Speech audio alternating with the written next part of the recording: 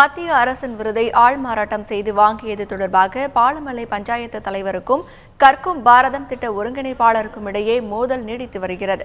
சேலம் மாவட்டம் கொளத்தூர் ஒன்றியம் பாலமலை ஊராட்சி பகுதியைச் சேர்ந்த பவளக்குடி கடந்த ஆண்டு மத்திய அரசின் கற்கும் பாரதம் விருதுக்கு தமிழகத்திலிருந்து தேர்வு செய்யப்பட்டார். ஆனால் பாலமலை ஊராட்சி தலைவர் விஜயா ஆள்மாறாட்டம் செய்து தனக்கு கிடைக்க வேண்டிய விருதை பெற்றுக் கொண்டதாக பவளக்குடி குற்றம் சாட்டியுள்ளார்.